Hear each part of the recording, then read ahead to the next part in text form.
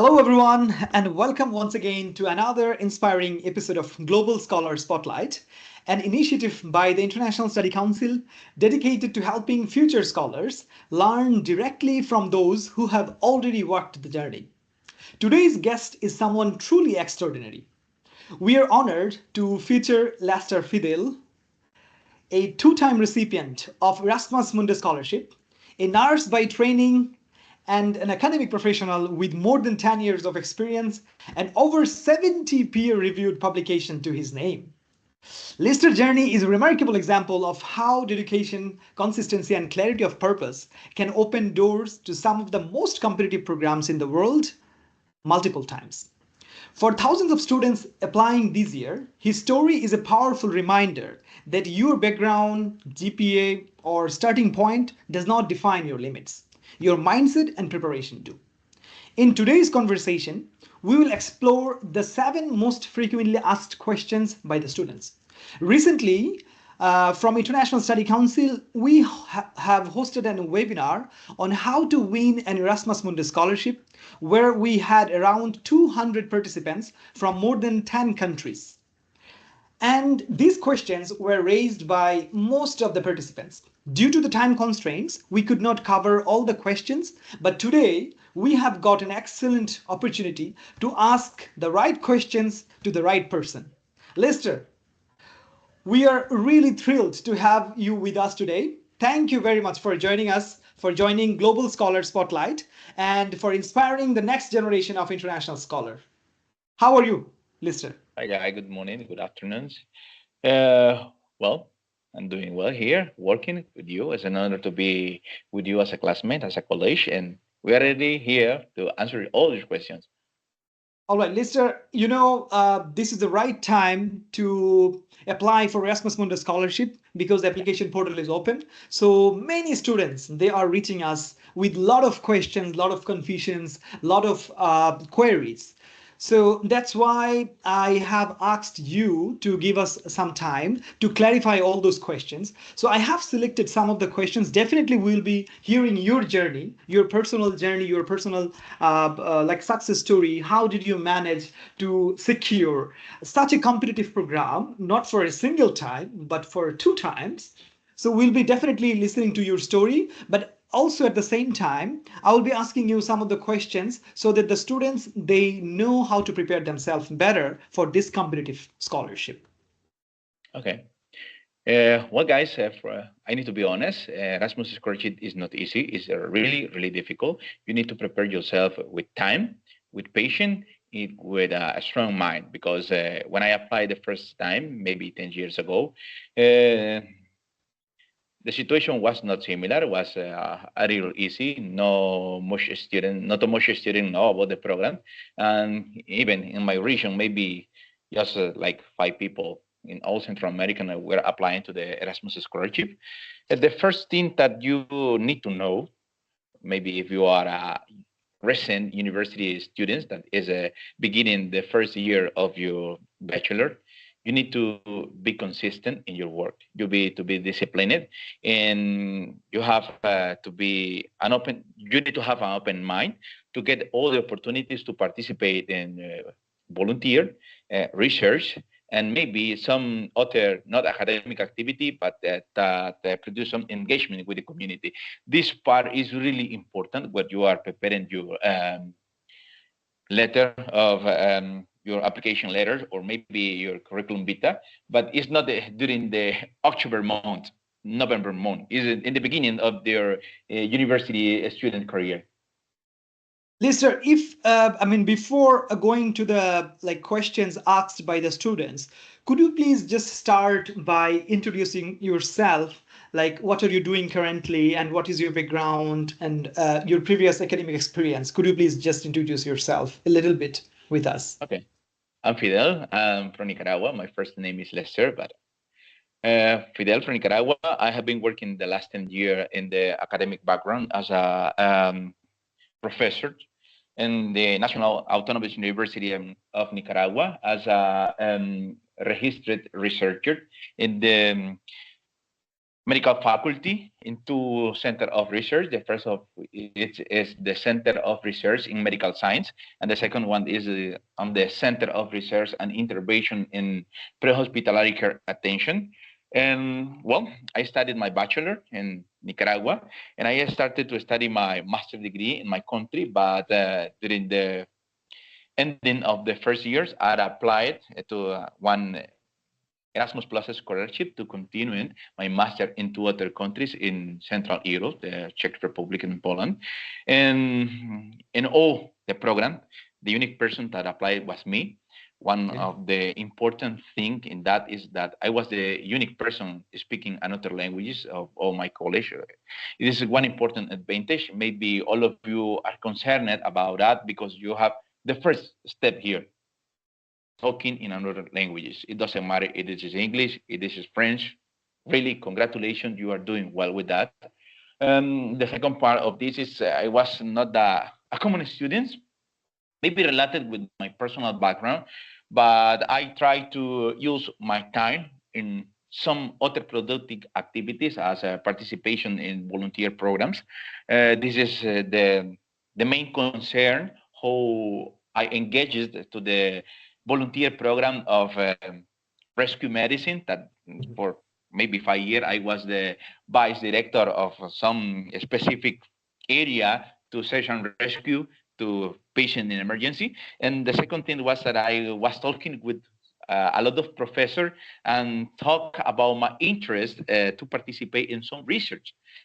Sometimes working as assistant, another time me being a member of the collection data team, and building some like a stair to yourself.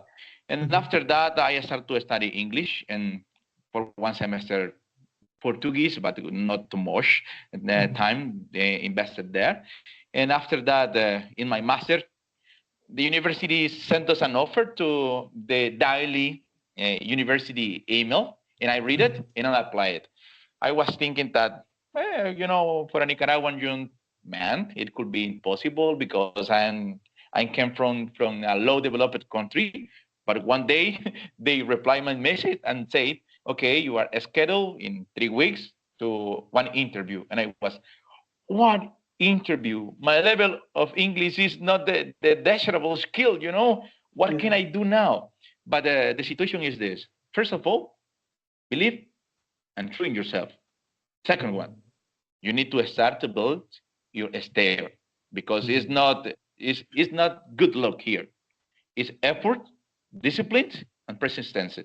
And be prepared. And be prepared for being honest because for this actual program, Erasmus Joint Master that I'm studying, I applied 3 times. Wow. And I was rejected 2 times. And I have been applying maybe like 10 other scholarship. And I have been rejected several times. But it doesn't matter because you are not paying anything. You are only putting your effort and investing your time. Sometimes we think we are wasting our time. No, you are investing because with every error that you are committing, you are improving and being a better person, better professional, and excellent student. Very much so. Wow. I think yes, the way you are sharing your experiences, I'm pretty sure the students who are listening, they will have very much good experience, like to learn from your experiences the way you are sharing. So Lester, the first question that I will ask you, many applicants struggle to tell their story. So based on your experience reviewing and writing academic applications, what makes a motivational letter powerful? Like, what are the components of a motivational letter? This is one of the key documents that you have to submit in your scholarship process. So what do you think from your experience? What do you think that what are the components that we should place in a motivation letter to secure or to convince the reviewers? For me, 3 important points, 3 pillars. Being honest. If you don't have experience, but you have motivation, say that and talk about your motivation. Honest. Second, present your main skills. Your main skill, not like, okay, I'm really good in all the areas that you are talking about. My main skill is this and this, just two. And the third point, how your skill can be a strong part to help the program to improve itself.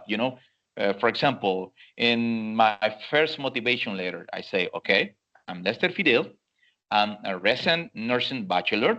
I'm studying a master, and I have not experience in research, maybe some volunteer process in research, but I have ambition, and I have motivation to work as a researcher.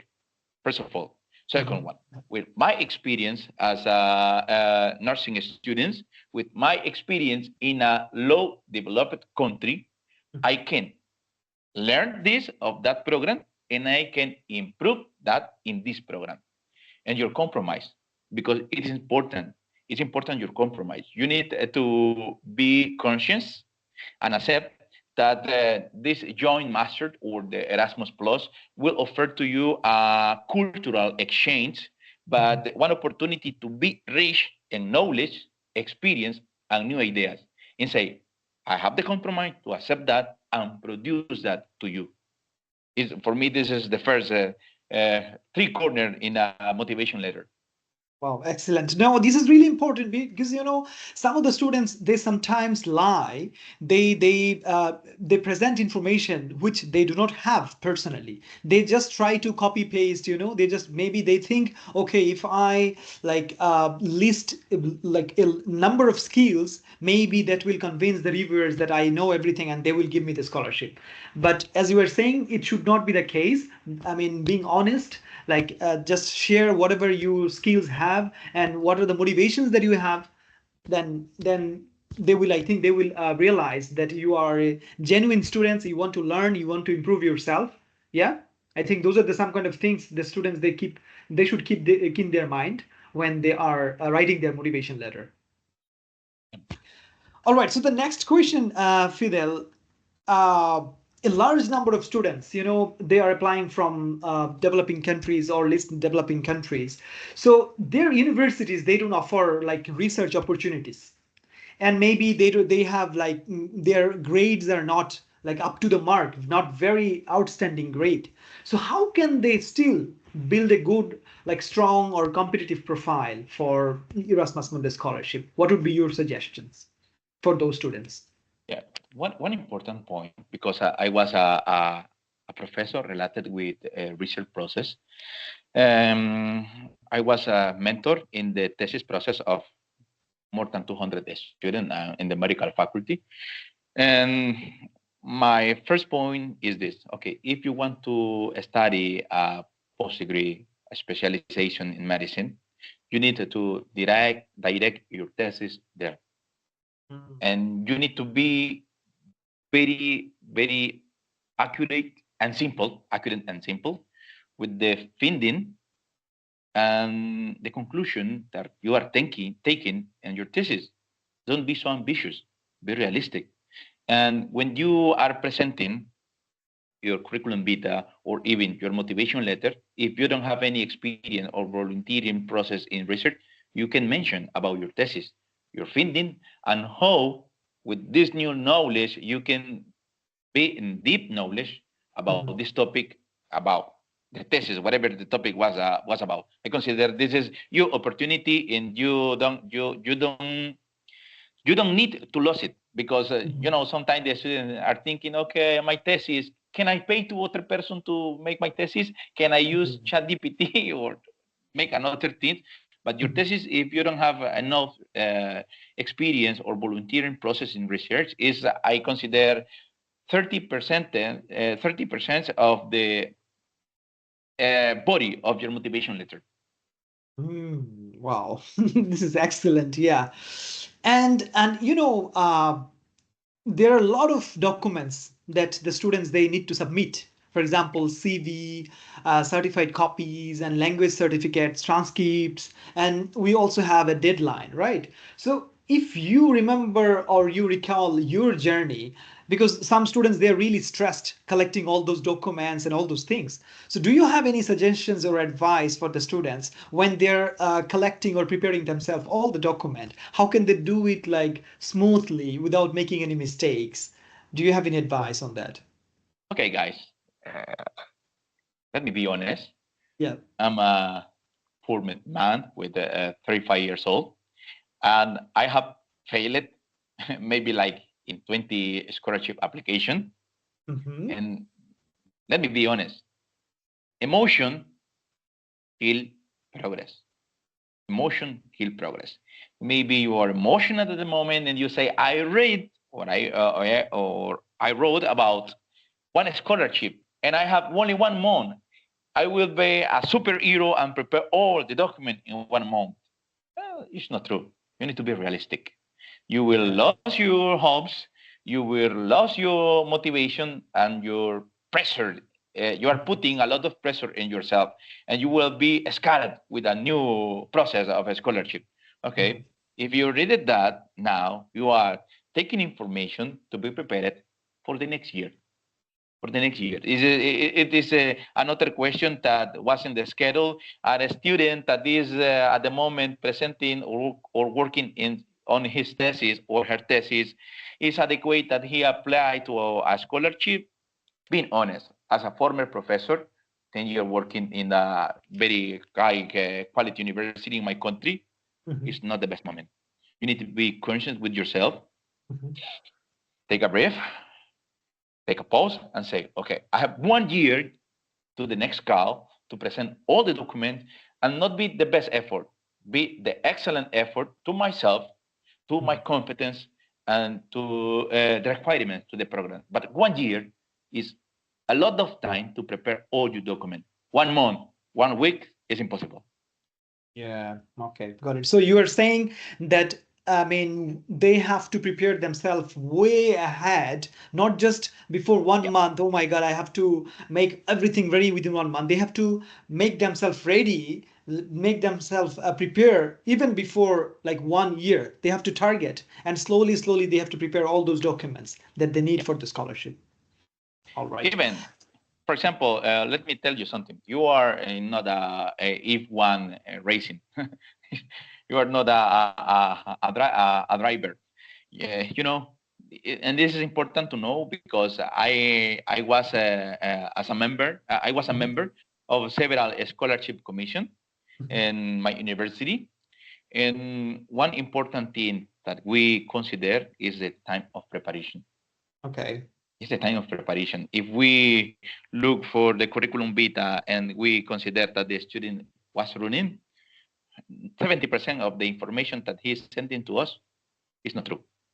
He's only trying to complete one document, but not being honest. And Yeah. other important point, when we consider, for example, okay, one student has 2 years after he finishes his bachelor, he has Mhm. maybe 1 year of experience. He Mhm. has 1 year being unemployment. Now Mhm. he has all the mind clear and he Mhm. has a clear goal and he has like a target process how to this person will use the information acquired in the master. And this Mhm. is important. It's important. Sometimes we are young people and we think that if you are 25 years old, you say, okay, I'm losing my life. I need to run. Don't worry. Don't worry. You will have 10 years more like me. It's a second master and I was accepted in my PhD scholarship for some issues that is not necessary to talk here. Okay. I have another opportunity to finish my PhD, but Mhm. being honest, time will be your best friend here. All right. Wow. Such a such a like great advice. And Lister, we have one of the core requirements for the scholarship is IELTS, like English proficiency. And some of the program they mention like they accept medium of instruction certificate from the universities. For example, if you study in English medium instructions, if your medium of instruction is English, that is okay. You can apply even without the IELTS certificate.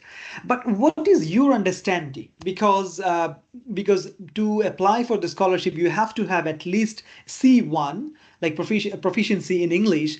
And do you think that MOI is okay for the scholarship, or they should have IELTS certificate for the scholarship? What do you think? What is your understanding? Being honest, I studied my first master with the two programs related to this in English. And when I applied to my PhD scholarship, they say, okay, you have a medium term education in English, but in reality, you need to present your ITLS or your TOEFL IBT. If you are living in Latin America, you know that you have the opportunity. For me, being honest, because you know my level of English, I have a good level writing. I have a good level reading, but sometimes I am a very quiet and silent person, and I have problems with my pronunciation, and my average level of English is not good talking. Being honest, because it is important in your skill. Being honest with yourself, don't lie to you. Yeah. Okay, and you will need that time to prepare and improve yourself. You know, ITLS is hard, it's difficult. It's difficult. TOEFL IBT is easier. All universities accept both. For me, as one advice, take TOEFL IBT. It's easier, less complicated, is for academic environment, and easy to take with a great level that university are expecting as the minus or minimal level. And don't worry, you don't need to be a star. For example, my level in the TOEFL IBT was 92. 92 is high in TOEFL IBT. ITLS was only 6. Difference, maybe any difference, the methodology that they are using for test yourself is really different and annoying as you as an student. Yeah, wow. This is very good advice. So you are saying if someone is having difficulties with IELTS, they can take the TOEFL test because it's comparatively a bit easier, and it's easy to like score high in TOEFLs comparatively with IELTS. All right. And wow. Okay. I didn't know that. All universities around the world, yes, they must to accept TOEFL IBT. It's a requirement or ITLS or TOEFL IBT. The easy way. Okay, this is the very like new information for me because I've never taken TOEFL test before. So yeah, I will see. I will also try to take TOEFL test for once. I will see how it goes. And talking about letter of recommendation, Lester, you know that to apply for the scholarship, the students they have to submit a couple of letter of recommendations from their academic professors or from their professional supervisors, and this is not easy, you know, like many university professors sometimes they don't provide the letter of reference, or they don't know. I mean, they're not familiar with the process. It's a really challenge for the students. So do you have any suggestions or how to overcome these challenges? Because many students they ask, oh my god, my professor, they don't understand, they don't want to give me the reference letters. So do you have any suggestions or idea how to deal with this situation? Hey guys, I know that you know the thing that I will mention now. Okay. I was a former professor, 10 years, 74 peer-reviewed journal articles. I have been member of like 10 or 12 editorial boards, and I was editorial chief of 3 journals in my university. And I will never sign a letter for one student that don't have experience in research, because it will be compromise my images as a researcher. For example, if you never talk with any professor about research, if you never work with any professor about research, don't ask for that, because they will say no. My images is my priority, not your opportunities. You know, because students, sincerely, if you are applying for one scholarship, you are not a common student. maybe you don't have experience in research, but you have experience with helping to the professor to making one process, Yeah. helping to the professor in volunteering process, or calling the attention with conversation with one professor, talk to Mhm. him, ask for Mhm. help, and say, okay, professor, you know that I was building some relationship with you. My interest working in this volunteer program was this, and now at the moment I helping you for 2 years, and I require your help. And take your letter, and your letter will be stronger with because the professor will be honest, and he will say, okay, Mehdi Hassan was working with me for 2 years, and the project one, project two, project three, and the main goals as a student was this, and the main result or finding as a former or researcher volunteer was this. Being honest with yourself. Another important thing is that you never think in that. Student association are very important because being a student is not mean the 100% of the students will be researcher, will be scientifics. Mhm. Students could be Mhm. leader, organizer, um, for example, leading some movements. And it could be important. The letter of another student is important to consider. You not only need to think your professor. For Okay. example, a student that is a leader of, let me tell you one example. The president of the Medical Student Association, a Yep. letter of him, it could be more important than a letter of me as a professor. You can think your option Mhm. and use like, what is most important, what is Mhm. more heavy for me, and be interconnected with your um, proposal letter. It could be Mhm. important. Okay. Wow. So you were saying that we should not connect to the professor just for the sake of like giving us the reference letter, but rather we should engage with them, like in some of their research experience project, or in some of the activities that they are doing, maybe voluntarily. Then they will give us the recommendation like from genuine interest, and they will mention all the experiences or skills that we've gained working with them. Yeah, it's important. It's important that because the relationship are so important. Since the first day that you are in the building of the university is not Yeah. only to learn, it's to build working and social networks. Wow, excellent, excellent. Yes, I think many students, they never think like this when they are studying. So when they are almost the end of their studies, when they think, oh my God, now if I want to apply for scholarship, I need references, then they just run after the professors or the lecturers. But I think they should prepare themselves from the very beginning of their academic journey, try to make a good relationship with the professors so that they have a genuine relationship, the good networking relationship with the professors, so that it gets easy for them to write recommendation letter or anything. Wow, excellent. Is there anything else, Lester, for example, beyond grades or experiences? Is there any qualities or elements that helped your own application, like both times?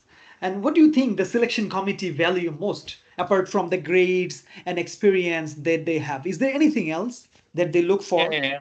I consider that not only is related with science or education, Mhm. something is important to know your behavior and attitude related with resilience, Mhm. adaptability, Mhm. problem solving, Mhm. and team working.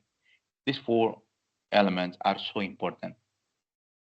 For example, Mhm. in my case, let me think 1 second. No In my problem. case, Yeah, take your time. Yeah, please. I was the coordinator of a specific area and the medical faculty that Mhm. we call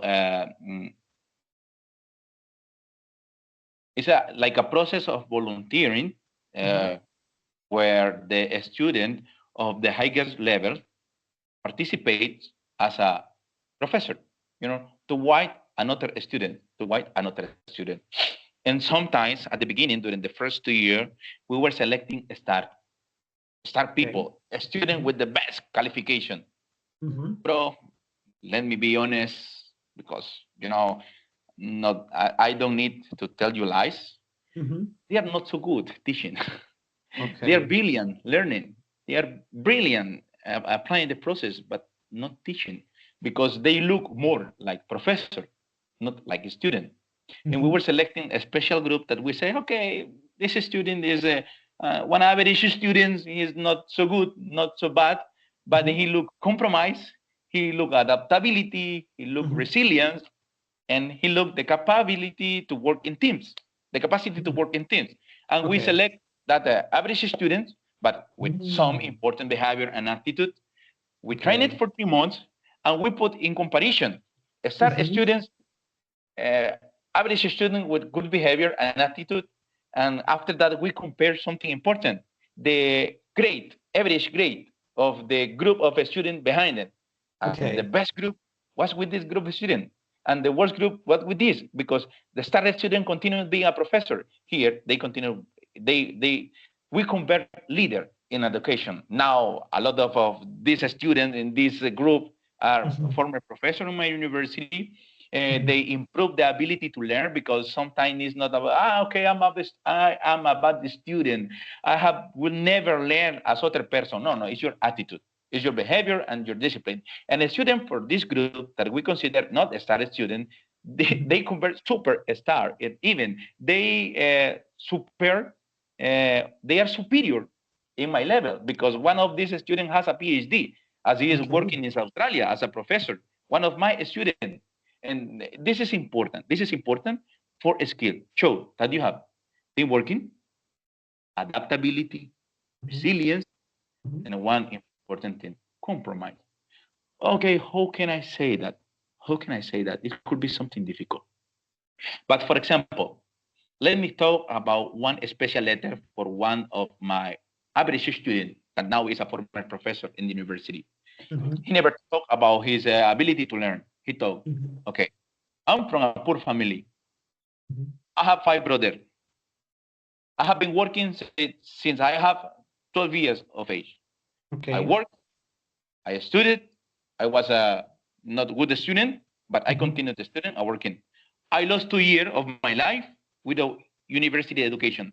I decide one day I don't want to be in this situation, no more day being a poor and without university studies, maybe poor, but with university studies, And he said, and I decided to go to the university. And I say, he's the best letter in the world that I have read, because he is honest.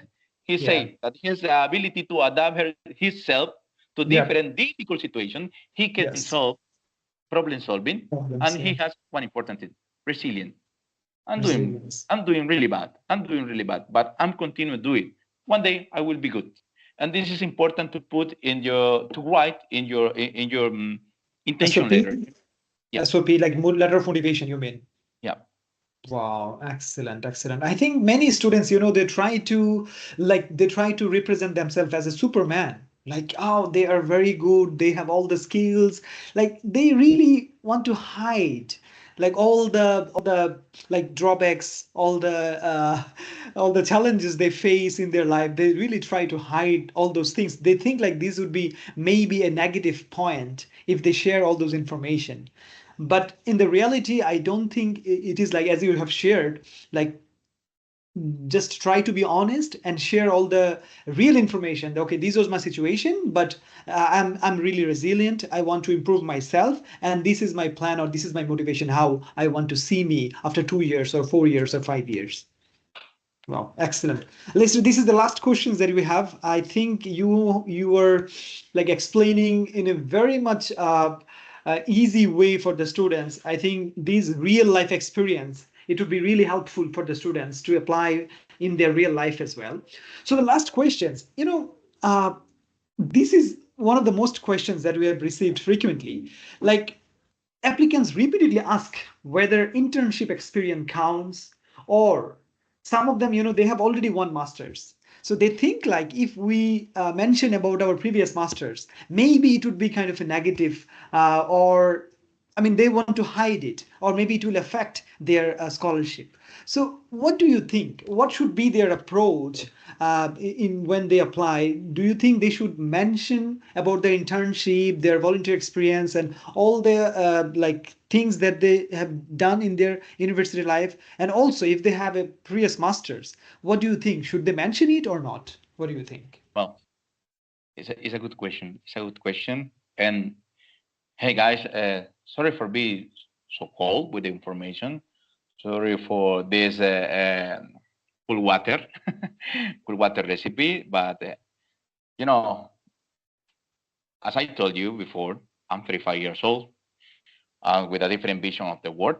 And reality is the best way to climb a mountain, not emotion.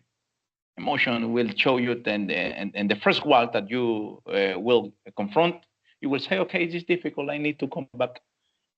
And you will say, it's because everything is difficult. No, no, being honest, being realist, analyzing my situation. Okay, it will be hard. I need to work. Okay, I worked it before. It could be easy. It's a different situation. But for example, in the case that you were asking me, let me be honest. Remember the day that we were in the conversation and I told you that the last year, 2024, I applied to 5 master programs. Okay. Because Erasmus has any limitation. You can apply 10 program, 11 Yes. program. Yes. Okay. I was in 5 interview the last year. I was in 5 interview. 3 of that interview, they told me, okay, you are a good candidate. You have a good experience. You have a good speech. But the problem, you are a former master. And this opportunity is for other people, the people that is starting their career. But let me tell you something. The best option, the best program, they are fishing. They are fishing. And they are not worried about the small fish. Mm-hmm. They are working for the shark, you know. They are waiting for the shark. And don't worry if you don't get your master. Mention all the time that you have a previous master. Mention that you have internship experience. Mm-hmm. Or to be honest, if you have a previous master, ask to yourself, why not a PhD? I'm losing my opportunities. I'm waiting another opportunities. Mm-hmm. What I want? Because a PhD for you as a former master could be a good opportunity. It was for me. I take a master in 2022. I was studying in King College London, my PhD. I finished in the first year the full article for my thesis. I present my thesis, but was not possible. A personal decision. We're going to say a personal decision. And I say, okay, why I take that master? Because in the PhD application call, they say no more than 5 years of your last master degree. Okay, Yeah. after 10 years, I'm building my opportunities. I took that master because I need other 5 years to continue looking for my PhD opportunity. Take your strategy, being honest with you, but all the time mention your previous master and all the time mention your internship because the good people fishing, they are not looking for small fish. They are looking sharp. All right. Wow. It's a, oh, I mean, the way you have shared, it's a very much different perspective. I've never thought it like that. That they are always like looking for big shark. They're not looking for like small fishes. Yeah, this is a very much good analogy to share your wisdom, to share your experiences. So, Lisa, thank you so much for sharing your journey and wisdom and your honesty. I mean, I think during the whole interview, what I have learned myself, I think it doesn't matter whatever the situation, we have to be honest with our application. Whatever we information we are sharing, we have to be honest. We do not like take any refuge to lies or to like false informations. And your story reflects like what this program is truly about, giving students the real guidance, real hope, not any false information, not any false hope. I mean, we only care about the real strategies to chase their global dreams. And Lester, before we close our session, do you have any piece of advice or any information to the future aspirants scholar who are considering to apply Erasmus Mundus Scholarship? Do you have any advice apart from the advice that you have shared? Yeah, yeah. Well, young people, your dreams are so important. Your dreams are so important. But if you continue the sleeping, dreaming, one day you're going to wake up and will be late. Then don't think so much at the thing. Act now, fail now, and take the opportunity tomorrow. But act now. If you continue sleeping, you will dreaming, but tomorrow in the morning, the reality will come with you. This is my advice. All right. Wow. Thank you so much. And to every student watching, we hope this episode answered all your questions, cleared your doubts, and gave you the confidence to take the next step in your career. Remember, you don't need to be perfect to apply, you just need to start.